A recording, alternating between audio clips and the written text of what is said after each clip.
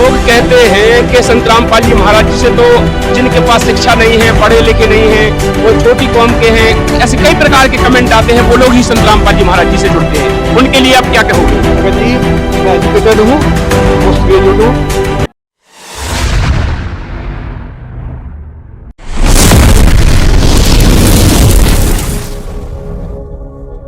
और भारत सरकार के रेलवे विभाग में पुलिस डिपार्टमेंट में ऑफिसर हूँ प्रेजेंट में। मेरी पूरी फैमिली एजुकेटेड है और मैं धर्म कर्म में 8 वर्ष की आयु से ही जुड़ा हुआ हूँ। यहाँ ही नहीं, शायद हो सकता है कि लोगों ने साक्षात दर्शन नहीं किए होंगे, लेकिन मेरे घर में विष्णु भगवान के भी साक्षात दर्शन हुए हैं। माँ संतोषी और माँ दुर्गा जी के साक्षात, बिल्कुल साक्षात बैठकर दर्शन हुए। एक बार नहीं, हजारों बार दर्शन हुए।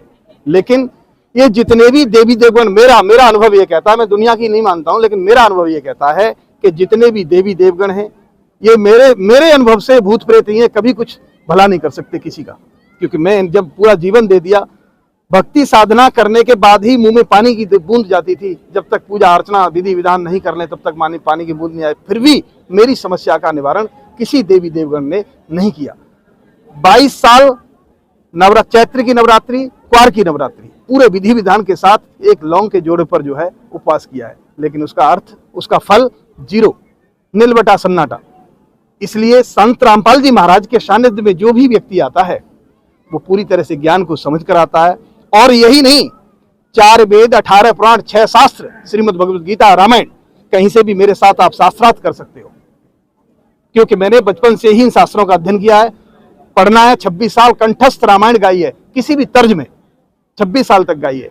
तो पूज्य गुरुदेव के सानिध्य में कोई अनपढ़ और छोटा तो कोई है नहीं। परमात्मा ने तो सबको बराबर किया है, न कोई यहाँ छोटा है न कोई बड़ा है, सब परमात्मा के बच्चे हैं। तो छोटा बड़ा कहाँ रहा? ठीक है, उसके कर्म के अनुसार वो गरीबी में जन्म मिला या किसी को अमीरी में जन्म मिला। तो जिसने बोया है अमीरी, जिसने धन और जो है पुण्य कर्म किए हैं, तो फिर पुण्य के हिसाब से उसको वो मिला भी है। दर्शकों नमस्कार, स्वागत है आप सबका फिर से एक नए वीडियो में। दोस्तों, इस समय हम खड़े हुए सतलोक आश्रम धनाना धाम में, जहाँ की हरियाणा में है। संत रामपाल जी महाराज जी के सानिध्य में यहाँ पर विशाल भंडारा किया जा रहा है।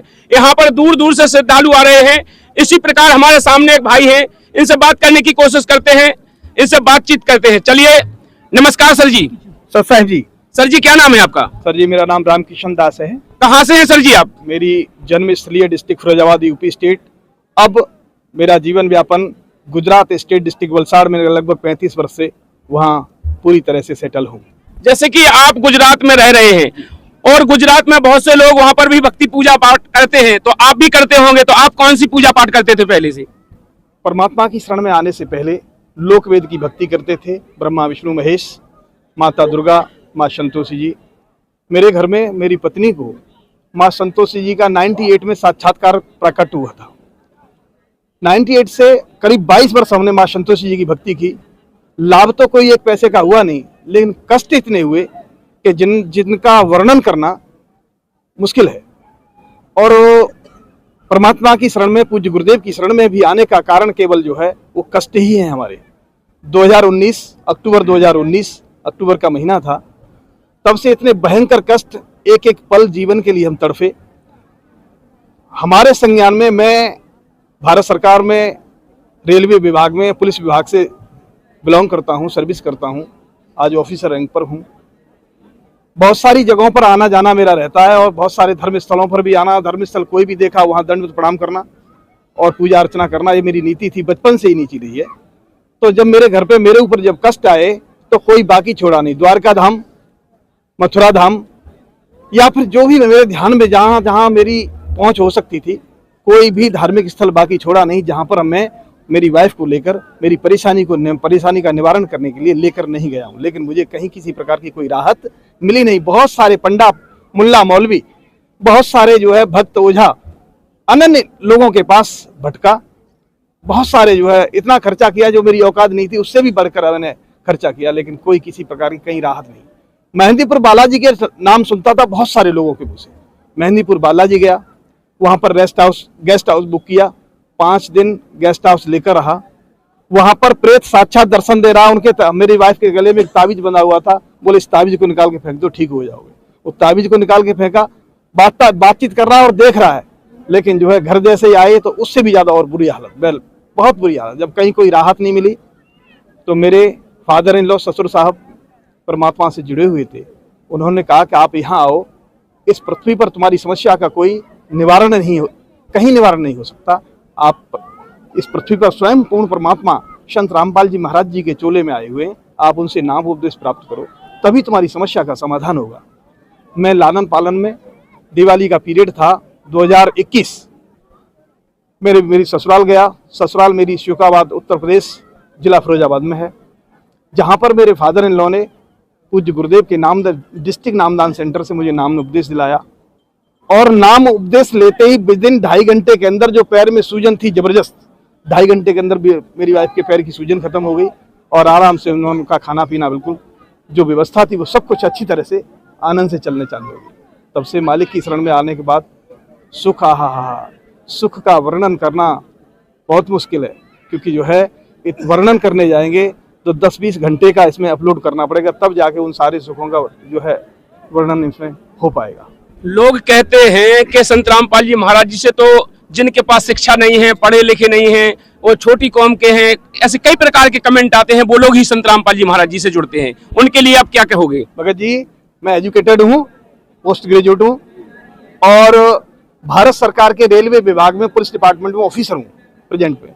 मेरी पूरी फैमिली एजुकेटेड है और मैं धर्म कर्म में 8 वर्ष की आयु से ही जुड़ा हुआ हूँ। यहाँ ही नहीं, शायद हो सकता है कि लोगों ने साक्षात दर्शन नहीं किए होंगे, लेकिन मेरे घर में विष्णु भगवान के भी साक्षात दर्शन हुए हैं, माँ संतोषी और माँ दुर्गा जी के साक्षात, बिल्कुल साक्षात बैठकर दर्शन हुए। एक बार नहीं, हजारों बार दर्शन हुए। लेकिन ये जितने भी देवी देवगण, मेरा अनुभव ये कहता है, मैं दुनिया की नहीं मानता हूँ, लेकिन मेरा अनुभव ये कहता है कि जितने भी देवी देवगण हैं, ये मेरे अनुभव से भूत प्रेत ही है, कभी कुछ भला नहीं कर सकते किसी का। क्योंकि मैं जब पूरा जीवन दे दिया, भक्ति साधना करने के बाद ही मुंह में पानी की बूंद जाती थी। जब तक पूजा अर्चना विधि विधान नहीं कर ले तब तक पानी की बूंद नहीं आए। फिर भी मेरी समस्या का निवारण किसी देवी देवगण ने नहीं किया। 22 साल चैत्र की नवरात्रि, क्वार की नवरात्रि, पूरे विधि विधान के साथ एक लौंग के जोड़े पर जो है उपवास किया है, लेकिन उसका अर्थ, उसका फल 0, नील बटा सन्नाटा। इसलिए संत रामपाल जी महाराज के सानिध्य में जो भी व्यक्ति आता है वो पूरी तरह से ज्ञान को समझ कर आता है। और यही नहीं, 4 वेद, 18 पुराण, 6 शास्त्र, श्रीमद् भगवद गीता, रामायण, कहीं से भी मेरे साथ आप शास्त्रार्थ कर सकते हो, क्योंकि मैंने बचपन से ही इन शास्त्रों का अध्ययन किया है, पढ़ना है। 26 साल कंठस्थ रामायण गाई है, किसी भी तर्ज में 26 साल तक गाई है। तो पूज्य गुरुदेव के सानिध्य में कोई अनपढ़ और छोटा तो कोई है नहीं। परमात्मा ने तो सबको बराबर किया है, न कोई यहाँ छोटा है न कोई बड़ा है, सब परमात्मा के बच्चे हैं, तो छोटा बड़ा कहाँ रहा। ठीक है, उसके कर्म के अनुसार वो गरीबी में जन्म मिला या किसी को अमीरी में जन्म मिला, तो जिसने बोया है अमीरी, जिसने धन और जो है पुण्य कर्म किए हैं, तो फिर पुण्य के हिसाब से उसको वो मिला भी है। तो यहाँ कोई बड़ा नहीं, कोई छोटा नहीं, परमात्मा के दरबार में सब बराबर के हैं। तो संत रामपाल जी महाराज जी से नाम उपदेश लेने के बाद आपकी सारी समस्याओं का समाधान हो गया? मैं बिल्कुल आज स्वस्थ हूँ, मेरे कान में भी दर्द नहीं होता है। मैं 25 साल से पाइल्स की बीमारी से ग्रसित था, इतना ग्रसित के लेटिंग जाते थे तो खून गिरता था। मैंने परमात्मा की शरण में आने से पहले अनन्य डॉक्टर्स, अनन्य वैद्यों से और भी बहुत सारी दवाएं ली, लेकिन किसी प्रकार की कोई राहत नहीं। राहत अगर होती भी थी तो महीना 2 महीने की राहत हुई, फिर वापस वही कहानी। लेकिन आज परमात्मा की शरण में आने के बाद किसी भी प्रकार की कहीं से कोई एक गोली नहीं ली। आज मैं पूरी तरह से 101% स्वस्थ हूँ, कोई तकलीफ नहीं। मेरे जो है दाहिनी कोख में 2 ही दर्द होते हैं प्रत्येक व्यक्ति को, किसी को भी उठेगा तो, या तो हरनिया का दर्द होगा या फिर जो है किडनी में स्टोन होगा, पत्थर होगा, उसका दर्द होगा। मैंने आज तक चेक नहीं किया, इतना दर्द होता था, लेकिन मैंने ये ठान लिया जब से परमात्मा की शरण में आया हूँ कि मैं चेक नहीं कराऊंगा। परमात्मा, अब आपकी लीला आप ही जानो, चाहे तो जैसे चाहो वैसे रखो। लेकिन आज मैं बिल्कुल स्वस्थ हूँ, कोई दर्द नहीं, कुछ नहीं, बढ़िया तरह से खाता हूँ, बढ़िया तरह से पीता हूँ, 10 बार पानी भी पीऊँ तो भी कोई इस प्रकार की तकलीफ होती नहीं।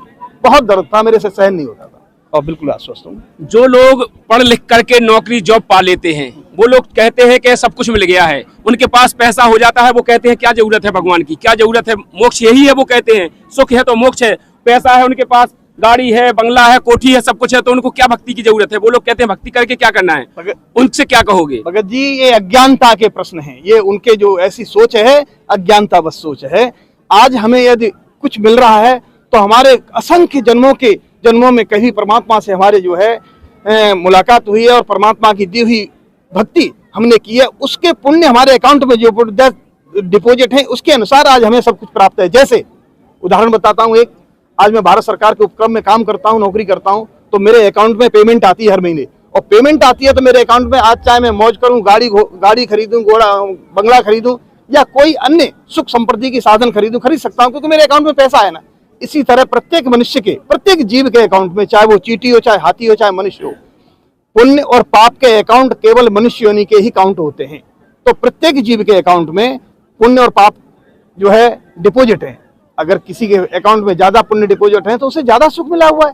अच्छा, और जिस किसी अकाउंट में पुण्य डिपॉजिट नहीं, जिसने कुछ दान धर्म किया ही नहीं है, पुण्य किया ही नहीं है, भक्ति की ही नहीं है, तो वो आज कंगाल है और आज गरीबी में गुजर रहा है, उसे किसी प्रकार बहुत सारी दुख तकलीफ है। तो इसलिए जो है, अगर हम सद्भक्ति करेंगे, सद्मार्ग पर चलेंगे, परमात्मा के बताए हुए रास्ते का हम सही तरह से उपयोग करेंगे, तो हमें बहुत सारे सुख भी मिलेंगे, और मुझे मिल रहे हैं। मैं आपके सामने इसका प्रत्यक्ष गवाह हूँ, अनन्य सुख भोग रहा हूँ। तो दर्शकों को क्या कहोगे, जो दर्शक आपको देख रहे हैं, तो हमारे चैनल के माध्यम से उनको क्या कहोगे आप? मैं इस संसार के समस्त मेरे भाई बहनों को, क्योंकि अब मुझे ज्ञान हो गया है कि संसार के समस्त जीव सारे हमारे भाई बहन हैं, कोई अलग नहीं है, और हम सब एक पिता की संतान है। मैं सभी अपने भाई बहनों को प्रार्थना करना चाहूंगा, संदेश तो परमात्मा देते हैं, लेकिन मैं सभी से प्रार्थना करना चाहूंगा कि परमात्मा की शरण में आए, नाम उपदेश प्राप्त करें, और नाम उपदेश प्राप्त कर सद्भक्ति करें, और आप जिस क्षेत्र में ख्याति हासिल करना चाहते हैं, परमात्मा उसी क्षेत्र में आपको ख्याति देंगे, और शीघ्र देंगे। लेकिन देंगे तब जब आप मालिक की शरणागत धारण करेंगे। और आज परमात्मा ने इतनी सुख सुविधाएं कर दी हैं कि आप जिस क्षेत्र में, जहाँ के भी निवासी हैं, उस जिले में नामदान सेंटर है परमेश्वर का, और टीवी पर नीचे एक पीली पट्टी चलती रहती है, उस पर जो है मोबाइल नंबर लगे हुए हैं, उस मोबाइल पर डायल करो, अपने क्षेत्राधिकार का जो है सेंटर का पता ले लो, और अपने सेंटर पर जाकर अपना नाम उपदेश प्राप्त कर